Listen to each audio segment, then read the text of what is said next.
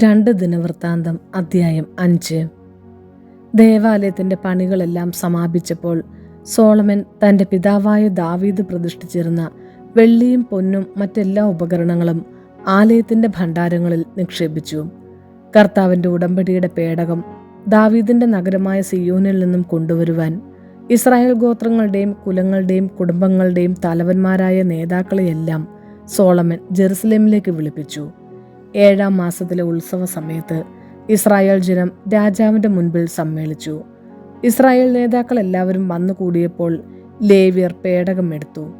പുരോഹിതന്മാരും ലേവ്യരും ചേർന്ന് പേടകവും സമാഗമ കൂടാരവും അതിലെ സകല വിശുദ്ധ ഉപകരണങ്ങളും ദേവാലയത്തിൽ കൊണ്ടുവന്നു. സോളമൻ രാജാവും അവിടെ കൂടിയിരുന്ന ഇസ്രായേൽ സമൂഹവും പേടകത്തിന് മുൻപിൽ അസംഖ്യം ആടുകളെയും കാളകളെയും ബലിയർപ്പിച്ചു. അതിനുശേഷം പുരോഹിതന്മാർ ഉടമ്പടിയുടെ പേടകം അതിൻ്റെ സ്ഥാനത്തേക്ക് കൊണ്ടുപോയി ആലയത്തിൻ്റെ അന്തർമന്ദിരത്തിൽ അതിവിശുദ്ധ സ്ഥലത്ത് കെരൂബുകളുടെ ചിറകിൻ കീഴിൽ പ്രതിഷ്ഠിച്ചു.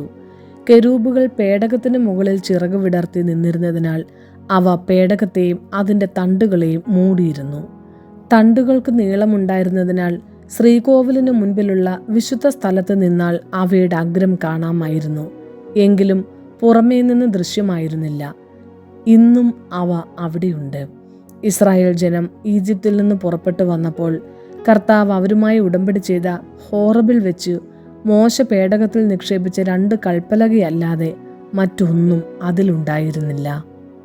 അവിടെ കൂടിയിരുന്ന എല്ലാ പുരോഹിതന്മാരും ഗണഭേദമെന്നിയെ തങ്ങളെ തന്നെ വിശുദ്ധീകരിച്ചിട്ടുണ്ടായിരുന്നു. പുരോഹിതന്മാർ വിശുദ്ധ സ്ഥലത്ത് നിന്നും പുറത്തു വന്നപ്പോൾ ആസാഫ്, ഹേമാൻ, യെദൂഥൂൻ എന്നിവരും അവരുടെ പുത്രന്മാരും ബന്ധുക്കളുമായി സംഗീതജ്ഞരായ ലേവ്യരൊക്കെയും ചണവസ്ത്രം ധരിച്ച് കൈത്താളങ്ങളും വീണകളും കിന്നരങ്ങളും പിടിച്ച് ബലിപീഠത്തിന് കിഴക്ക് വശത്ത് കാഹളം ഊതിക്കൊണ്ടിരുന്ന 120 പുരോഹിതന്മാരോട് ചേർന്നു നിന്നു.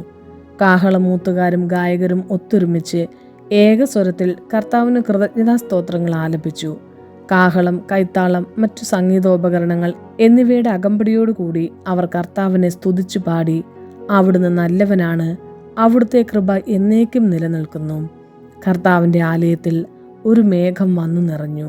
ദേവാലയത്തിൽ കർത്താവിൻ്റെ തേജസ് നിറഞ്ഞു നിന്നതിനാൽ പുരോഹിതന്മാർക്ക് അവിടെ നിന്ന് ശുശ്രൂഷ തുടരുവാൻ സാധിച്ചില്ല.